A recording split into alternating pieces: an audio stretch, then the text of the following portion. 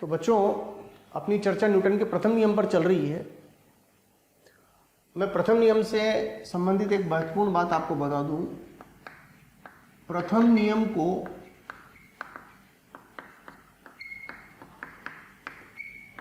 जड़त्व का नियम भी कहते हैं।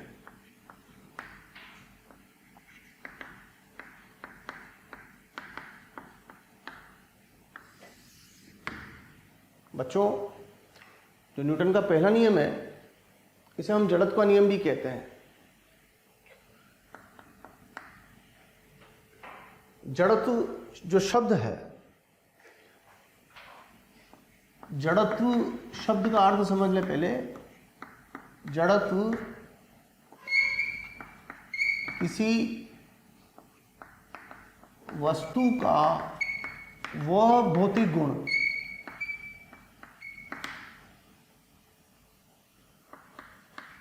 भौतिक गुण है जिसके कारण वह अपनी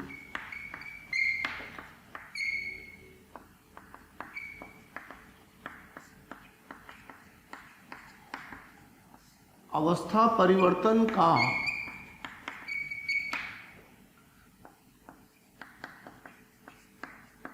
विरोध दर्शाती है। यहां अवस्था शब्द दो तरीके से इस्तेमाल हो सकता है। स्थिर अवस्था और गतिमान अवस्था। क्या अर्थ है इस बात का? वस्तु अपनी अवस्था परिवर्तन का विरोध दर्शा रही है। अवस्था शब्द से मतलब या तो स्थिर अवस्था से है या गतिमान अवस्था से। इस बात का अर्थ यह है बच्चों कि अगर वस्तु गतिमान है तो वो गतिमान बने रहना चाहती है, अगर वस्तु स्थिर है तो वो स्थिर बने रहना चाहती है, अगर वस्तु पूर्व में जा रही है तो पूर्व में ही जाते रहना चाहती है। ये दिशा का जड़त्व हो गया। तो स्पीड का भी जड़त्व होता है और डायरेक्शन का भी जड़त्व होता है। वस्तु जिस स्पीड से चल रही है उसी स्पीड से चलते रहना चाहती है, वस्तु जिस डायरेक्शन में जा रही है उसी डायरेक्शन में जाते रहना चाहती है, वस्तु स्थिर है तो स्थिर ही रहना चाहती है। ये जड़त्व है। और इस जड़त्व को खत्म करने के लिए, इस जड़त्व से वस्तु को बाहर निकालने के लिए हमें बल की आवश्यकता होती है। बिना बल के वस्तु को जड़त्व से बाहर नहीं निकाला जा सकता। अगर हम चाहते हैं कि वस्तु जिस दिशा में गतिमान है उससे भ्रमित हो जाए, उससे किसी और दिशा में गति करने लगे, तो आपको उसके ऊपर बल लगाना पड़ेगा। अगर आप चाहते हैं कि वस्तु जिस स्पीड से चल रही है उससे उसकी स्पीड बढ़ जाए या उसकी स्पीड घट जाए, तो भी आपको बल लगाना पड़ेगा। आप वस्तु स्थिर है, उसको गतिमान बनाना चाहते हैं, तो भी आपको बल लगाना पड़ेगा। तो ये बड़ा महत्वपूर्ण विषय है जो समझने का है।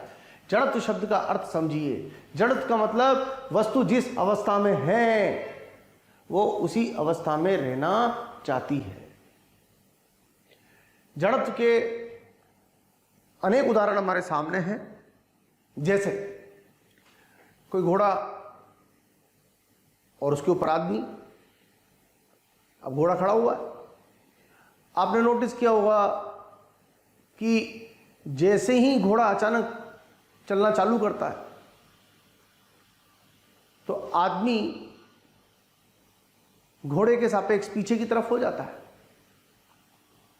उसका कारण है कि या अब कोई व्यक्ति बस में खड़ा हुआ है, और बस स्थिर है और एक व्यक्ति यहां पर खड़ा हुआ है।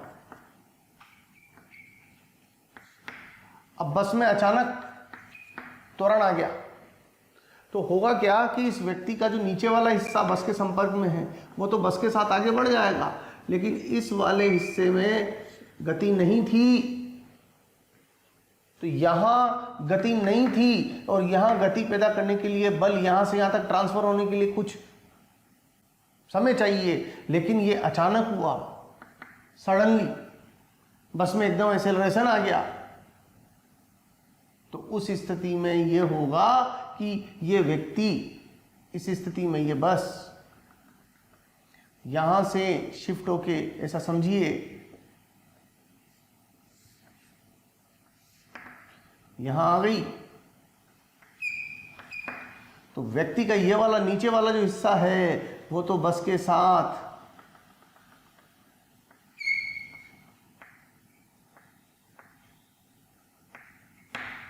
आगे चला जाएगा, लेकिन व्यक्ति के सिर को आगे दे जाने के लिए बल नहीं मिला, तो व्यक्ति का सिर उसी स्थान पर बना रहेगा।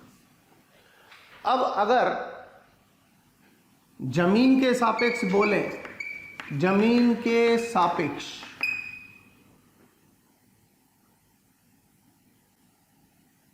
तो व्यक्ति के पैर आगे गए, तो व्यक्ति के पैर आगे गए तथा सिर वही रहा। ये जमीन के सापेक्ष। बस के सापेक्ष पैर वहीं रहे तथा सिर पीछे गया। अंदर खड़े होकर देखोगे तो आप कहोगे सिर पीछे गया, पैर वहीं रहे, और जमीन पर खड़े होकर देखोगे तो क्या कहोगे, पैर आगे गए और सिर वहीं रहा। तो दोनों के कंक्लूजन में अंतर है। सवाल यह है कि जमीन के सापेक्ष जो घटना घटी उसमें सिर वहीं रहा, कारण सिर को गति के लिए बल ही नहीं मिला, तो सिर कहां जाता, सिर वहीं का वहीं रहा। तो ये जड़त्व से समझाएंगे इस बात को। तो पहली घटना को किससे समझाया जाएगा, जड़त्व से। बस के सापेक्ष पैर वहीं रहे तथा सिर पीछे गया। सवाल है कि सिर को पीछे कौन लेके गया, तो इस घटना को हम छदम बल से समझाएंगे। बस के सापेक्ष, और बस त्वरित है, तो बस कौन सी श्रेणी में आ गई,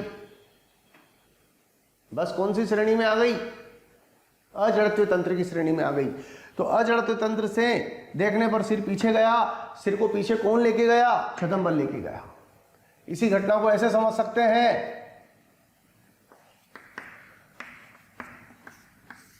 इस घटना को ऐसे समझिए और अच्छे से समझ में आ जाएगी आपको। ये बस, इसका त्वरण 1,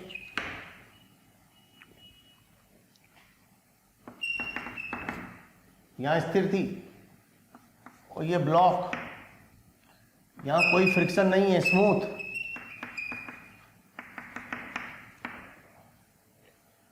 अब जैसे ही बस में त्वरित गति आएगी, ये धक्का लगेगा इसके ऊपर पीछे की तरफ। अब मान लीजिए बस यहां से गति करके बस यहां आ गई,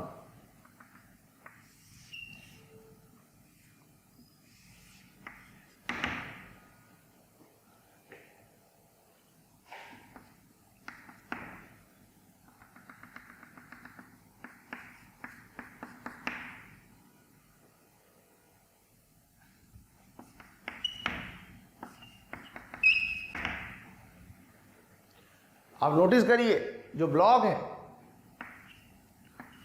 ब्लॉक जमीन के सापेक्ष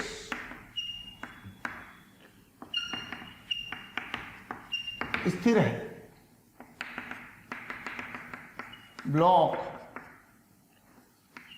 बस के सापेक्ष पीछे फिसल रहा है, पीछे त्वरित है, पीछे फिसल रहा है। सवाल यह है, अगर मैं जमीन के सापेक्ष स्थिर है तो कारण क्या है, हम इस घटना को जड़त्व से समझाएंगे, और बस के सापेक्ष पीछे कौन ले जा रहा है, छदम बल से समझाएंगे। हम दो प्रेक्षक ले लेते हैं। एक प्रेक्षक हमें इतना प्यार देने के लिए थैंक यू वेरी मच। हज़ारों बच्चे हमारे टीचर्स के वीडियोस का लाभ उठा रहे हैं और अपनी पढ़ाई में लगे हुए हैं। अपने डिस्क्रिप्शन बॉक्स में जो लिंक दिया हुआ है उसको क्लिक करके अपना एनरोलमेंट सुनिश्चित करें। जो बच्चे हमारे डाउट क्लियरिंग सेशंस में एनरोल होना चाहते हैं, हमारे स्टडी मटेरियल को पढ़ना चाहते हैं, वो अपने आप को रजिस्टर करवाएं। ए और एक प्रेक्षक बी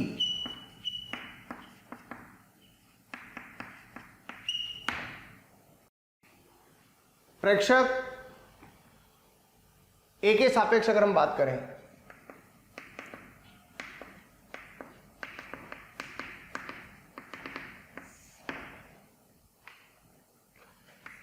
ये ब्लॉक,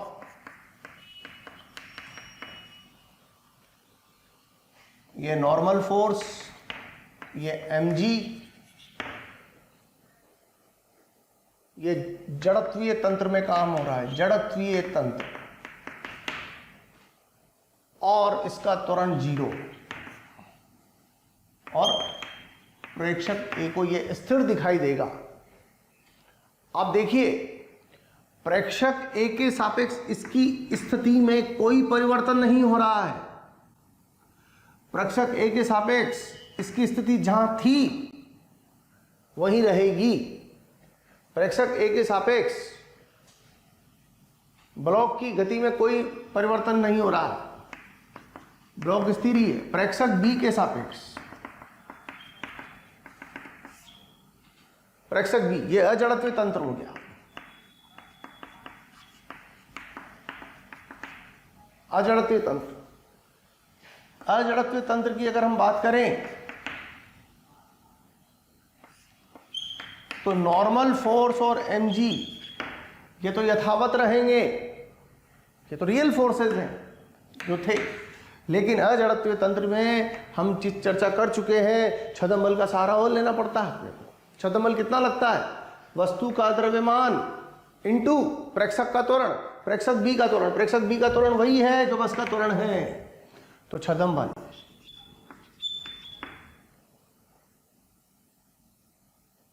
तो गति पीछे की तरफ रहेगी। तो प्रेक्षक बी को ब्लॉक पीछे की तरफ त्वरित गति करता हुआ दिखाई देगा, तभी तो इस प्रेक्षक के सापेक्ष ये दीवार के नजदीक आता जा रहा है, इस बस की दीवार के। जबकि इस प्रेक्षक के लिए इस बस की दीवार और इसके बीच की जो दूरी है उसमें कोई परिवर्तन नहीं आ रहा है। सॉरी, इस प्रेक्षक के लिए ये अपनी जगह है, इस प्रेक्षक के लिए ये अपनी जगह है और दीवार आगे जाती जा रही है। इस प्रेक्षक के लिए दीवार अपनी जगह है, ये पीछे जाता जा रहा है। फर्क है, दोनों के लिए ही दीवार और ब्लॉक के बीच की दूरी घट रही है, इसके लिए भी इसके लिए भी, लेकिन घटना अलग अलग है। इसके लिए दीवार आगे जा रही है, ब्लॉक वहीं है, इसके लिए दीवार वहीं है, ब्लॉक पीछे जा रहा है। फर्क है, बात वही है, कंक्लूजन अलग अलग है, दिखाई अलग अलग दे रहा है। मैं दीवार के पास जाऊं या दीवार मेरे नजदीक है, दूरी तो दोनों केस में मेरे दीवार के बीच में घटेगी, लेकिन अलग अलग केसेस में घटना अलग अलग तरीके से दिखाई दे रही है। एक केस में दीवार गति करती हुई दिखाई दे रही है और एक केस में वस्तु गति करती हुई दिखाई दे रही है, ये फर्क है। तो बच्चों, इस घटना को ये जो स्थिर दिखाई दे रही है, गति क्यों नहीं दिखाई दे रही इसमें? क्योंकि इसमें जड़त्व का गुण विद्यमान है वस्तु में। जड़त्व का गुण क्या कहता है? बिना बल के परिवर्तन नहीं आने वाला है। इसके ऊपर बल ही नहीं लगा तो परिवर्तन कहां से आता? नेट बल तो 0 ही हो गया ना, N बराबर mg। इसने इसको संतुलित किया, x में कोई बल ही नहीं है, बल ही नहीं है तो त्वरण कहां से होगा? यहां पर बल दिखा, कौन सा बल दिखा? पीछे में छदम बल। तो जड़त्व का नियम क्या कहता है बच्चों? बड़ा महत्वपूर्ण कंसेप्ट। जड़त्व का नियम कहता है कि अवस्था परिवर्तन चाहते हो तो बल जरूरी है। और एक और बात जो बड़ी इंपॉर्टेंट मैं आपको समझा दूं, ये बात आप याद रखना। बहुत जरूरत पड़ेगी इसकी आगे। बच्चों, स्पीड में परिवर्तन के लिए, स्पीड में परिवर्तन के लिए स्पर्श रेखीय बल की आवश्यकता होती है। स्पीड में परिवर्तन के लिए स्पर्श रेखीय बल की आवश्यकता होती है। स्पर्श रेखीय बल जिसे हम डिनोट करते हैं Ft से,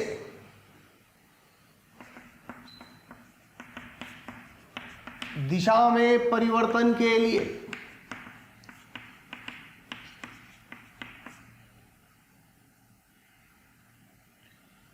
Fc, यानी कि अभिकेंद्रीय बल की आवश्यकता होती है।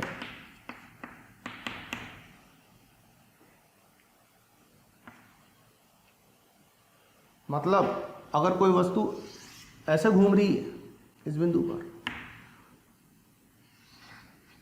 ये गति है और गति बढ़ रही है, तो Ft इधर होगा, और क्योंकि गति की डायरेक्शन भी चेंज हो रही है तो Fc इसके लंबवत होता है। Ft स्पर्श रेखा पर होता है, Fc अभिकेंद्रीय बल, नाम से ही पता लग रहा है। Fc त्रिज्या के अनुदिश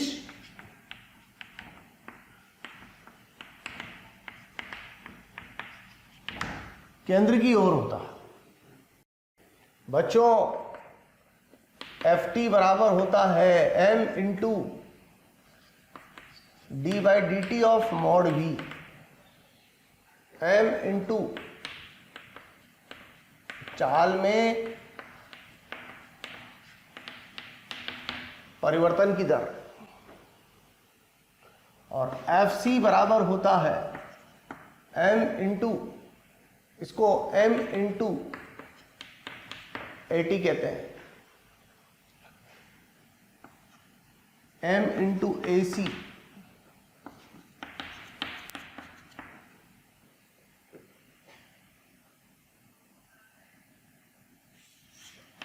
ये अभिकेंद्रीय त्वरण कहलाता है, और ये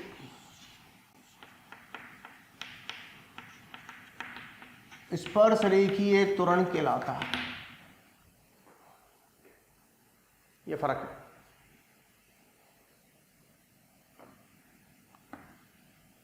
और A जो होता है वो AT और AC का सदिश योग होता है। A का मतलब त्वरण,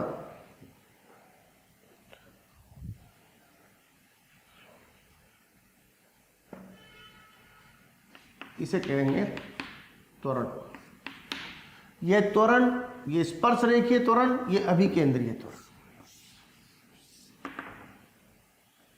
और F का मतलब होता है Ft प्लस Fc। इसे त्वरण अथवा नेट त्वरण कुछ भी बोल सकते हैं, त्वरण अथवा नेट त्वरण।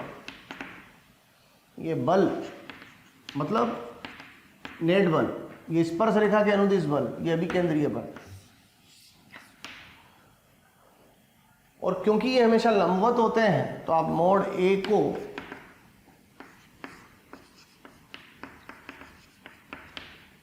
और मोड F को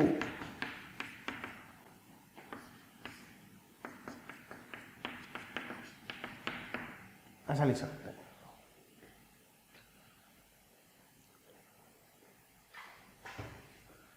एक और चीज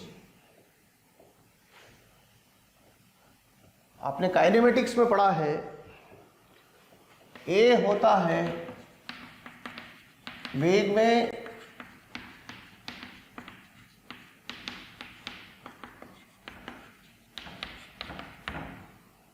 बच्चों हमारे पास रोज़ डिमांड्स आ रही है कि इस टॉपिक पर वीडियो बनाया जाए, इस टॉपिक को समझाया जाए। बच्चों, मैं आपको एक बात कहना चाहता हूँ कि हमारे यूट्यूब चैनल को सब्सक्राइब करें और उस पर जो बेल आइकन है उसको प्रेस करें, ताकि जो भी नोटिफिकेशन है वो आपके मोबाइल पर आ सके। उसका कारण क्या है, जिन वीडियोस की आप डिमांड कर रहे हैं, जिन टॉपिक्स के एक्सप्लेनेशन के लिए आप बोल रहे हैं, वो ऑलरेडी हमारे चैनल पर डले हुए हैं और हमारे यहाँ पर अवेलेबल हैं। आप तक नहीं पहुँच पाए क्योंकि आपने हमारे बेल आइकन को प्रेस नहीं किया हुआ है। इसलिए मेरा निवेदन है, मेरा रिक्वेस्ट है आपसे कि हमारे यूट्यूब चैनल पर सब्सक्राइब करें और उस बेल आइकन को प्रेस करें। तो मोड ए बराबर होगा mode of dv by dt। इसे हम कहते हैं मोड ऑफ वेग में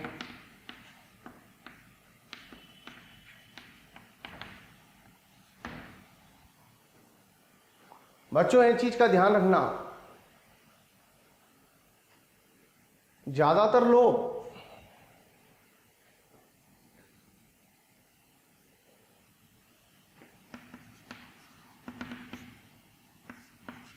इसको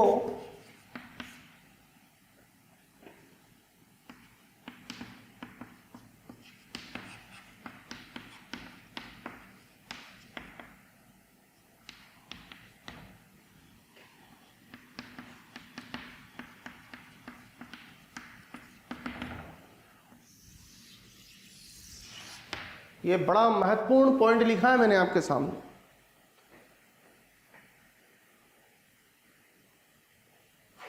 mode of dv by dt का मान d by dt of mode of v के समान होना जरूरी नहीं है। ये है at और ये है मोड a, यानी a।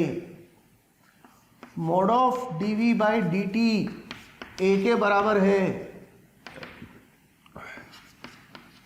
और d by dt of mode v at के बराबर है। आप खुद समझिए, इसका मान और इसका मान क्या जरूरी है बराबर हो? इसका मान ये a है, मतलब यही a है। इसका मान और इसका मान जरूरी है कि बराबर हो। ऐसा तब होगा जब AC का मान 0 होगा, और AC 0 हुआ तो फिर बराबर हो जाएंगे, लेकिन नहीं हुआ तो नहीं होंगे। इसलिए दोनों बातें अलग अलग है। इसका मान और इसका मान समान हो सकता है, लेकिन समान ही हो ये जरूरी नहीं है। ये बड़ा महत्वपूर्ण पॉइंट है बच्चों।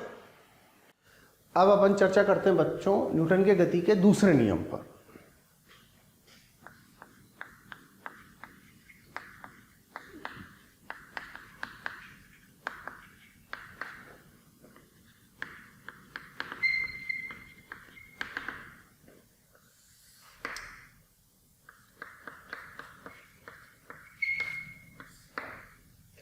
न्यूटन का गति का दूसरा नियम,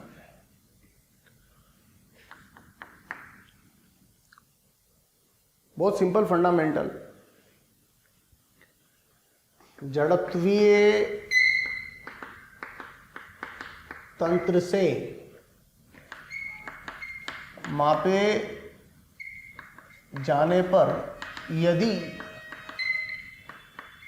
किसी वस्तु का त्वरण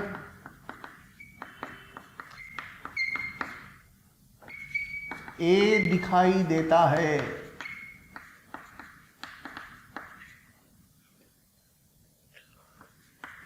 तो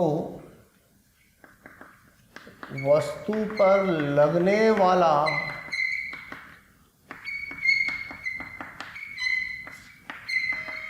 परिणामी बल ma के बराबर होगा।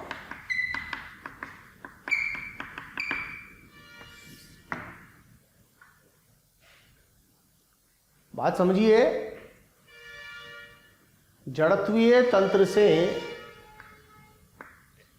मापे जाने पर यदि किसी वस्तु का त्वरण A दिखाई देता है तो वस्तु पर लगने वाला बल ma के बराबर होगा, यानी F नेट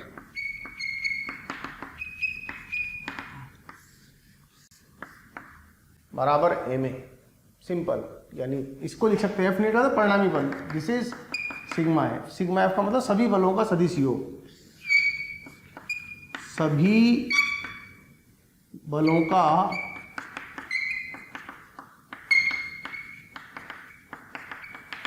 सदिश योग।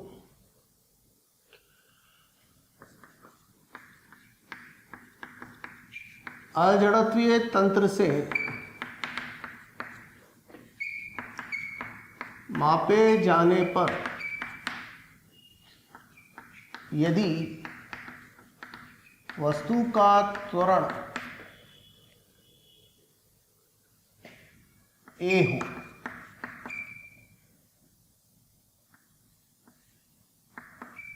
तो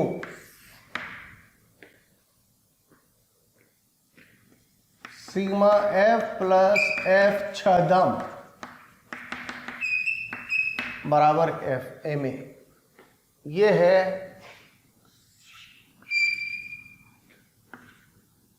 सभी वास्तविक बलों का सदिश योग। और एफ छदम का अर्थ मैं पहले ही बता चुका हूं, एम इंटू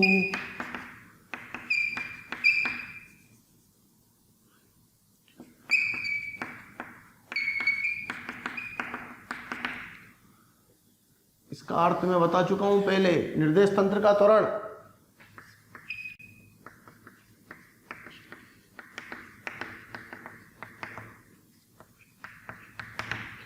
कहने का मतलब क्या है, अगर आप जड़त्वीय तंत्र से वस्तु का त्वरण का मापन कर रहे हैं, ये त्वरण वस्तु का है, ये वस्तु का है, वस्तु का, ये वस्तु का।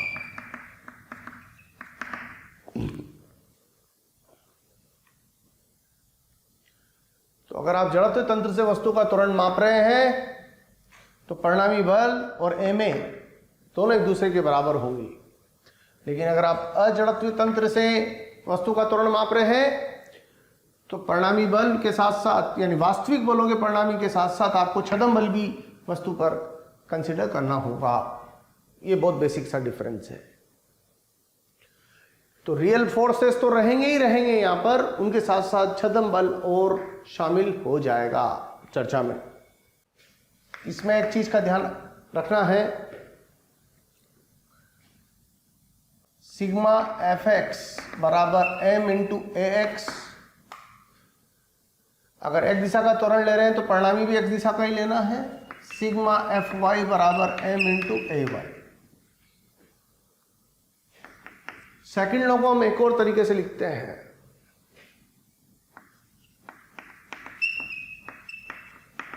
इस नियम के अनुसार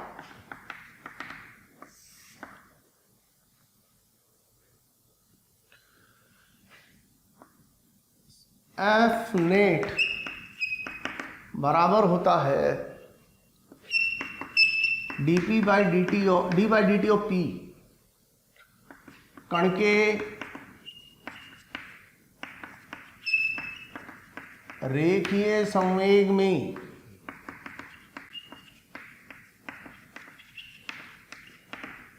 परिवर्तन की दर।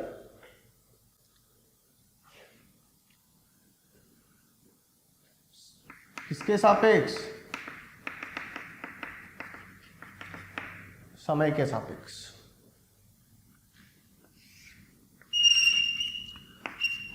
अगर कण का पी का और टी का ग्राफ दिया हुआ है तो फिर उस केस में जो स्पर्श रेखा का ढाल होगा, अगर ये कोण थीटा है तो बिंदु P पर F का मान tan थीटा के बराबर हो जाएगा। dP बराबर F dt, इंटीग्रल कर लें इसका, तो डेल्टा P बराबर integral F dt, T initial to T final. इसे कहेंगे कण के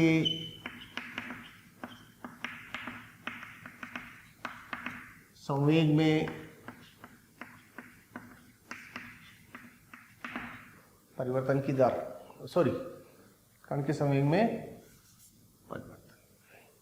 बच्चों, अगर आपको हमारे वीडियोस पसंद आते हैं, आपको हमारा पढ़ाया हुआ समझ आता है तो आप हमारे वीडियोस को लाइक करें, शेयर करें, इससे आपको भी बेनिफिट होगा और साथ में ज़रूरतमंद स्टूडेंट्स तक हमारी बात पहुंच पाएगी। बच्चों, आपका जो प्यार इसने हमें मिलता है, उससे हमें मोटिवेशन मिलता है, वो हमारे लिए बूस्टर डोज का काम करती है और हम चाहते हैं कि इसी तरह आपका प्यार मोहब्बत हमें मिलती रहे ताकि हम इसी एनर्जी के साथ बराबर लगे रहें। मतलब अगर F और T के बीच में ग्राफ बना हुआ हो तो ये T इनिशियल और ये T फाइनल, ये जो एरिया है ये डेल्टा P को निरूपित करेगा। इसे हम आवेग भी कहते हैं, ये आवेग भी कहलाता है। यहाँ पर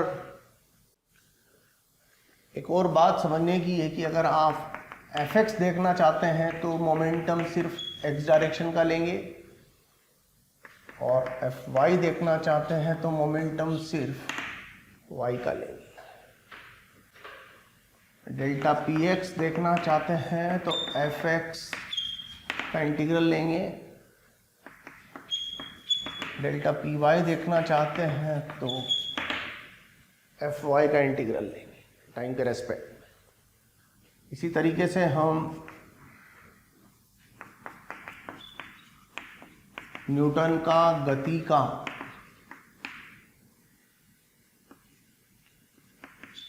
तृतीय नियम भी समझ सकते हैं, थर्ड लॉ। न्यूटन का गति का तृतीय नियम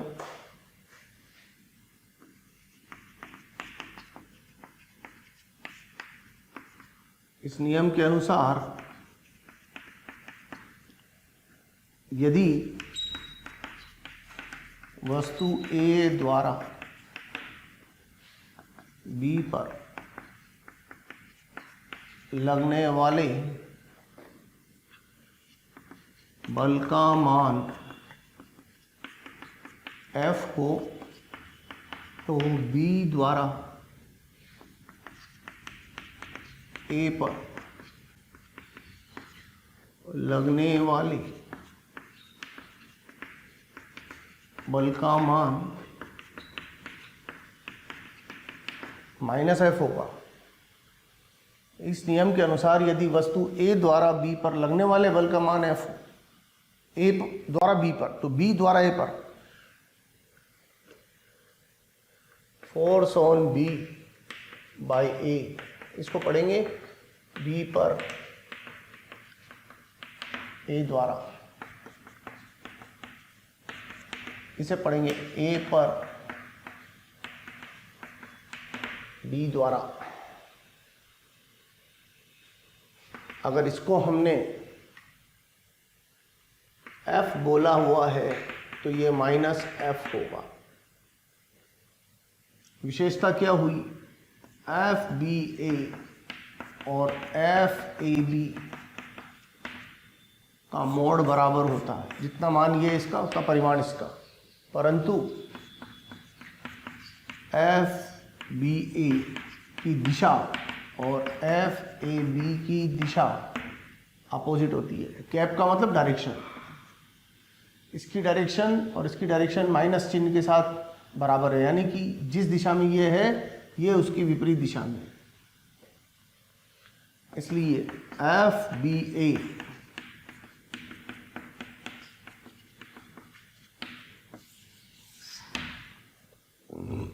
इस बात का अर्थ क्या है कि ये दोनों परिमाण में बराबर और दिशा में विपरीत होंगे। बच्चों, इस नियम को हम क्रिया प्रतिक्रिया का नियम भी कहते हैं। इस नियम को क्रिया प्रतिक्रिया नियम भी कहते हैं। क्रिया व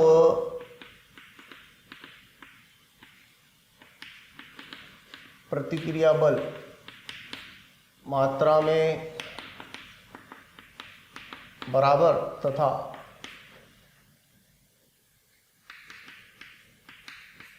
दिशा में, मात्रा से मतलब परिमाण में,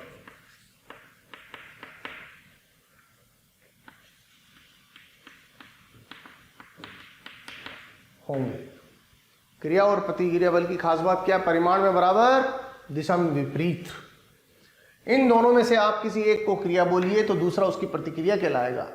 हाँ, ये अलग बात है कि ये डिस्टिंग्विश करना बहुत मुश्किल है कि ये क्रिया कहें या इसे क्रिया कहें। आप इन दो में से किसी एक को क्रिया कहेंगे, दूसरे को प्रतिक्रिया कहेंगे। इसे क्रिया बोल दिया तो इसे प्रतिक्रिया बोलिए, और किसी ने इसको क्रिया बोल दिया तो ये उसकी प्रतिक्रिया होगी। क्रिया व प्रतिक्रिया बल एक ही अंतराल में एक साथ क्रियारत होंगे। क्रिया व प्रतिक्रिया बल की खास बात होते हैं क्या होती है कि एक ही अंतराल में एक साथ क्रियारत होंगे। जब ए पर क्रिया होगी तो उसकी प्रतिक्रिया बी पर उसी वक्त होगी, हाथों हाथ, सेम टाइम्स।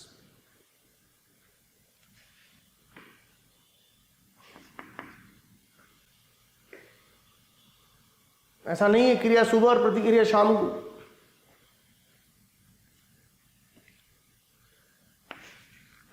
क्रिया व प्रतिक्रिया बल कभी भी एक ही वस्तु पर नहीं लगते।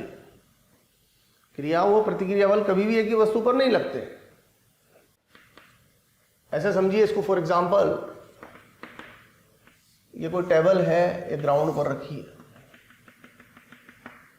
ये बुक है, इसके ऊपर एम दरमान की बुक रखी है। अब बुक को अगर हम देखें तो बुक 1/4 तो एन लग रहा है और 1 mg लग रहा है। एन क्या है? बुक पर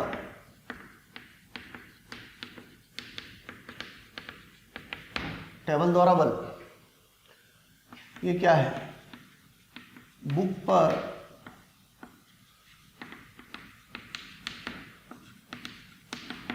पृथ्वी द्वारा बल। अगर हम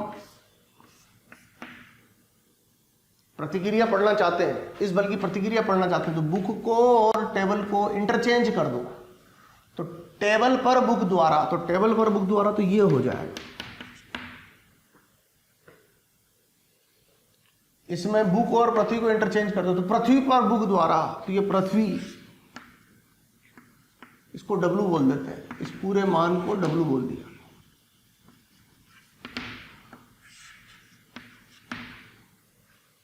इसे क्या पढ़ेंगे? टेबल पर बुक द्वारा, टेबल पर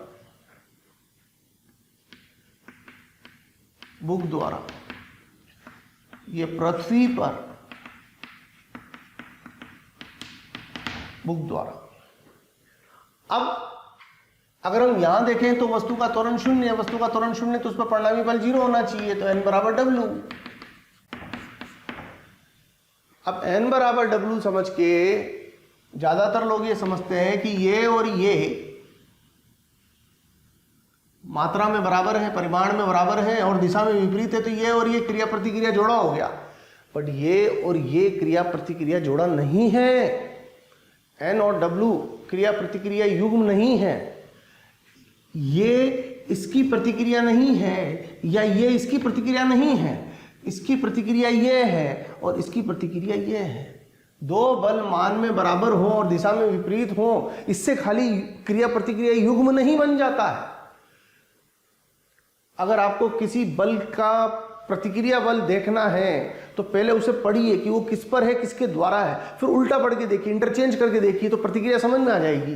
जैसे बुक पर टेबल द्वारा, तो इसकी प्रतिक्रिया देखनी है तो इनको इंटरचेंज करके देखिए। टेबल पर बुक द्वारा, तो टेबल पर बुक द्वारा, तो टेबल पर जाओगे तभी तो टेबल पर लगेगा, तो टेबल पर आ गए। बुक पर पृथ्वी द्वारा, तो पृथ्वी पर बुक द्वारा, तो पृथ्वी पर जाओगे, पर तो पृथ्वी पर कहां जाओगे, केंद्र पर। गुरुत्वाकर्षण बल केंद्र पर दिखाया जाता है, तो केंद्र पर दिखा दिया, जैसे इसके केंद्र पर दिखाया वैसे इसके केंद्र पर दिखा दिया। कहने का मतलब क्या कि क्या पृथ्वी ही सब वस्तुओं पर बल लगाती है? नहीं, सभी वस्तुएं पृथ्वी पर भी बल लगाती है,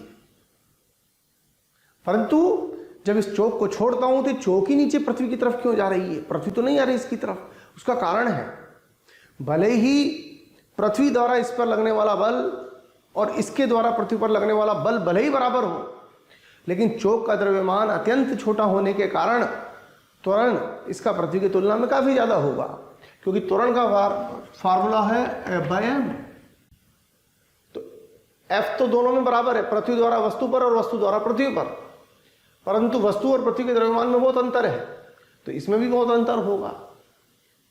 तो अगर इसका त्वरण का मान 10 मीटर प्रति सेकंड स्क्वायर निकल के आ रहा है, तो पृथ्वी का त्वरण तो इसकी तुलना में नगण्य निकल के आएगा। और इसीलिए हमने सामान्य घटनाओं में, माइक्रोस्कोपिक घटनाओं में पृथ्वी को स्थिर माना हुआ है।